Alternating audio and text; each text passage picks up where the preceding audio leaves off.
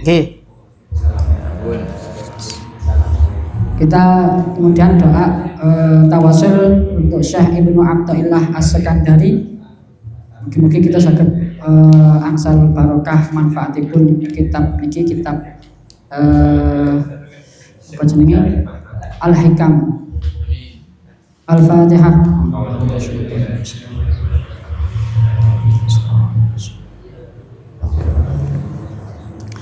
Bismillahirrahmanirrahim.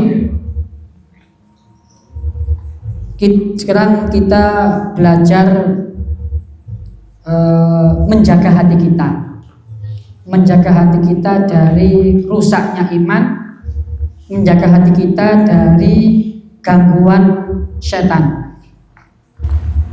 Salah satu dawuh beliau, salah satu obat hati yang beliau tawarkan kepada kita. Beliau ini siapa? Syekh Ibnu Athaillah As-Sekandari. Beliau ahli tasawuf. Tasawuf artinya pembersihan hati, sufi, beningno hati. Salah satu dawuh beliau adalah la yushakkikannaka fil wa'di adamul wuqu'il mau'ud wa in ta'ayyana zamanuhu. Jangan sampai belum terwujudnya doamu. Ini sama seperti dulu yang kemarin, hampir mirip. Jangan sampai belum hasilnya permintaanmu membuat kamu ragu terhadap janji Allah. Maksudnya begini, di dalam Al-Quran Allah berfirman, ud'auni astajib lakum. Berdoalah kepadaku, mintalah kepadaku, maka aku berjanji. Allah berjanji, maka aku berjanji astajib lakum, pasti akan dikabulkan. Nah, sementara di ayat yang lain Allah juga berfirman, innallaha la yukhliful mi'ad. Allah adalah zat yang tidak pernah melanggar janji. Allah wis janji astajib lakum, pasti Allah akan mengabulkan. Lah, di sini disampaikan ketika kita sudah berdoa berkali-kali, kita sudah minta kepada Allah berulang kali, tetapi belum wujud, adamul wuku', belum wujud. Jangan sampai belum wujudnya permintaan kita, belum terjadinya, belum hasilnya maksud permintaan kita, membuat kita kemudian ragu terhadap janji Allah, putus asa. Allah ini temenan gak yo? Janjinya Allah ini, jika janjinya Allah ini betul-betul akan dipenuhi apa tidak? Jangan sampai terjadi semacam itu. Jangan sampai. Kenapa? Wa in ta'ayyana zamanu, sekalipun waktu yang dijanjikan oleh Allah itu sudah ditentukan, tetapi ternyata belum wujud, jangan sampai membuat kita ragu. Salah satu contoh begini, Allah pernah dalam sebuah firman Allah pernah bersabda, saya lupa firmannya. Sedekah, perbanyaklah sedekah, pasti akan diganti. Kenyataannya, seumpama jenengan pernah sedekah nang mushola 1 juta, kira-kira besoknya langsung diganti apa tidak? Jangan pernah nggak merasakan seperti itu. Seumpama pernah sedekah ke orang fakir miskin, ternyata usaha jenengan bukan tambah berkembang, tapi karena tambah nyingsut, tambah berkurang. Pernah nggak jenengan merasakan seperti itu? Padahal Allah sudah berjanji, waktunya sudah ditentukan. Nah ini, tapi ternyata nggak wujud. Ternyata tidak wujud. Jangan sampai tidak terwujudnya permintaanmu ini membuat kamu ragu terhadap janji Allah. Saya akan cerita satu cerita Dulu Kanjeng Nabi Muhammad SAW pernah dijanjikan oleh Allah di tahun ini, kata Allah, wahai Muhammad, tahun ini kamu akan bisa umroh dengan bebas. Waduh, seneng Kanjeng Nabi. Pada waktu itu Kanjeng Nabi di tanah Madinah, Kanjeng Nabi dibaikot, tidak boleh ke Mekah, tidak boleh umroh, tidak boleh haji, tidak boleh ibadah di Mekah. Kemudian oleh Allah didhawuhi tahun ini, tanggalnya tidak menjelaskan Allah, cuma di tahun ini kamu bisa umroh, dawuh Allah. Seneng kabeh Kanjeng Nabi, sahabat seneng kabeh. Lah kok ternyata di tahun itu pula Allah memerintahkan perjanjian Hudaybiyah. Apa isinya? Hudaybiyah itu salah satu perjanjiannya adalah damai, tapi isinya seolah-olah merugikan orang Muslim, menguntungkan orang kafir. Salah satu isinya adalah ketika ada orang kafir yang ke negara Madinah untuk masuk Islam, maka orang Islam wajib mengembalikan ke orang kafir, wajib mengembalikan ke orang Quraisy. Ini kira-kira menurut jenengan, logikanya jenengan, menguntungkan orang kafir apa orang Islam? Ono orang kafir kate mlebu Islam, tapi di perjanjian itu wong Islam gak boleh nerima, tapi harus dikembalikan ke orang kafir. Wong iku man, kira-kira sing penak wong kafir wong Islam. Lah ngoten niku logikane. Penak wong kafir wong Islam. Tapi kewaliane lek wong Islam kate mlebu kafir, wong kafir orang Mekah tidak boleh menolak. Penak ndi kira-kira? Logikane lho. Penak wong kafir. Yang pertama. Yang kedua, perjanjian Hudaybiyah itu mengatakan wong Islam tidak boleh ke negara Mekah. Tapi apa kata Allah? Ikuti. Lah, ini kan berarti seolah-olah tadi itu janji Allah, kamu Muhammad tahun ini akan umroh. Ternyata setelah itu perjanjian orang kafir Hudaybiyah, Allah memerintahkan untuk mengikuti. Mana janji Allah? Janji Allah. Tapi Kanjeng Nabi sabar. Kanjeng Nabi yakin innallaha ma'as-shabirin. Sesungguhnya turunlah ayat begini. Hatta yaqular rasulu walladzina ma'ahu mata nasrullah. Turun ayat semacam ini sehingga wong sahabat sama saling bertanya, Kanjeng Nabi, mana pertolongan Allah? Kapan pertolongan Allah? Kemudian Allah melanjutkan, ala innan nasrullahi qarib.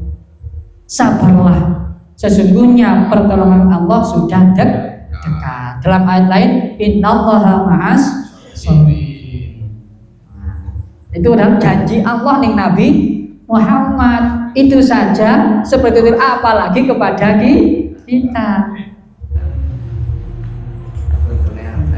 Makanya jangan sampai la yusakkikannaka. Jangan sampai ketika ternyata permintaan kita belum terwujud, padahal waktunya sudah datang, kok sik durung teko, jangan sampai membuat kita ragu.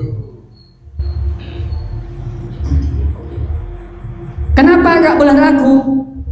Diteruskan oleh beliau, li alla yakuna dzalika qadhan fi basiratika wa ikhmadan linuri sariratika. Karena keraguanmu itu akan merusak basirahmu. Apa basirah? Mata hati. Orang itu kalau mata hatinya sudah tertutup, sudah rusak, sudah terganggu, maka hidayah sulit masuk ke dalam. Angel oleh hidayah, angel kandhanane. Angel pituturane. Kok ngetan malah ngulon. Itu salah satunya seperti itu. Salah satu penyebabnya itu. Jadi karena sering ragu terhadap janji Allah, maka basirah mata hatimu akan tertutup, akan rusak, sehingga angel kandanan. Nah, salah satu contoh lagi, dulu Nabi Nuh, Nabi Nuh ketika beliau minta kepada Allah, karena umatnya itu dikandani wangel,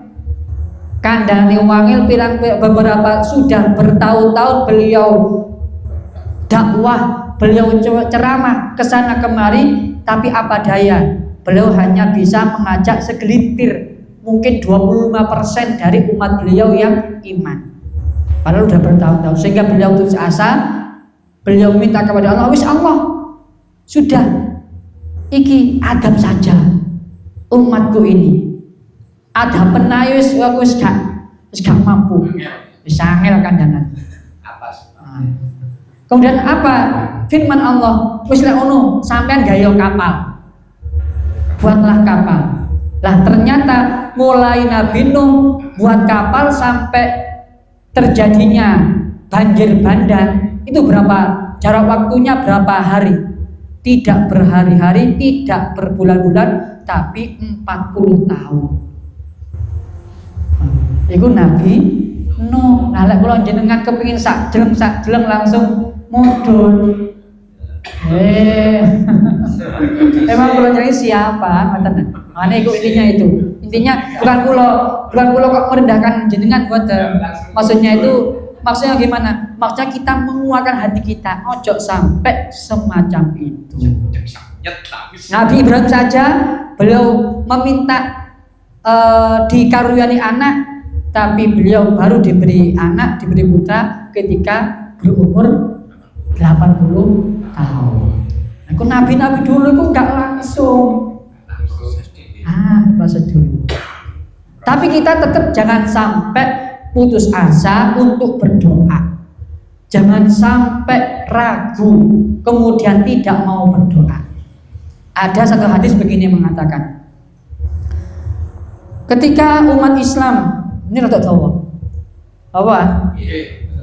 Ketika umat Islam hamba Allah yang ahli ibadah berdoa meminta kepada Allah, balak-balik jaluk, balak-balik doa kepada Allah gak dikek-kei.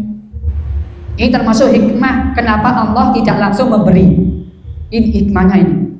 Kemudian malaikat Jibril matur nih Allah, ya Allah, ya Rabb, abduka fulanun iqdi lahu hajatahu. Ya Allah, ya Rabb, iki lo hambamu fulan wis pirang-pirang tahun, sudah bertahun-tahun, sudah berkali-kali berdoa kepadamu, tapi kenapa masih belum kau berikan, belum kau kabulkan hajatnya?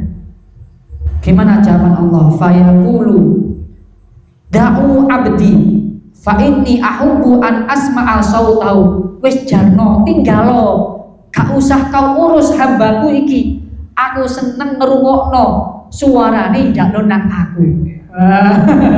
Jadi seneng pangeran iku. Padha kita mendengarkan suaranya burung kan seneng kan? Nah, jadi ketika ada hambanya Allah wis beribadah, jaluk donga gak dikeki, karena Allah cintanya nang kita. Karena Allah seneng ngrungokno dungane awake, kali Allah gak dan dikeki. Soalnya dikeki gak gelem donga ya. Gak ono suarane. Ya, ngono. Kita harus positif thinking. Ada lagi kebalikannya. Begini. Jangan kemudian, ini juga dalam hadis semacam ini. Jangan kemudian ketika jenengan jaluk langsung dikabulkan. Padahal mungkin orang itu gak ahli ibadah. Padahal mungkin orang itu tidak ahli berdoa. Sekali doa langsung DKI. Jangan sampai punya pikiran, aku ini berarti doaku mustajabah. Oh, berarti aku ini orang yang istimewa. Jangan punya pikiran semacam itu. Mungkin saja itu istidraj. Misalnya itu berarti Allah ngelulu. Kenapa ngelulu? Wis lah, ndang tak kei kenapa aku wis bosen ngrungokno. Oh jan iki. Aku wis bosen kok gak kula tak kei padahal panjenengan lho. Sama anak jenengan balak-balik sudah tak kei ndang mulai-mulai lah kayak ngene iku. Padha mek pangeran. Ketika ada hambanya jaluk sekali yang sudah dikei itu juga mungkin karena Allah wegah bosen ngerungokno mendengarkan permintaan langsung dikei. Berarti Allah gak seneng kan? Nah, beda dengan yang pertama, karena sing senengi cek dan jaluk terus ditambahi ganjarane, ditambahi pahalane, Allah seneng nang suarane. Ngoten ku. Jadi niku biar napa ya? Napa supaya jenengan kula jenengan tidak putus asa. Lek kula jenengan putus asa, ragu terhadap janji Allah, maka itu tadi li alla yakuna dzalika qadhan fi basiratika. Putus asamu, keraguanmu akan membuat basirah mata hatimu menjadi rusak. Allah a'lam bishawab. Nah niki ilmu ati. Niki kanggo ngobati ati kula panjenengan supados napa? Supados iman kula panjenengan bertambah kuat, tambah kuat, tambah kuat. Wis mekaten ingkang kula sampaiaken, ngapunten menawi enten salah ucap kula, menawi wonten kata-kata kula sing kurang berkenan utawi kurang memahamkan panjenengan, kula nyuwun kathah. Akhirul qauli inna shiratal mustaqim. Assalamualaikum warahmatullahi wabarakatuh. Doa kasuwun dumateng apa akhir.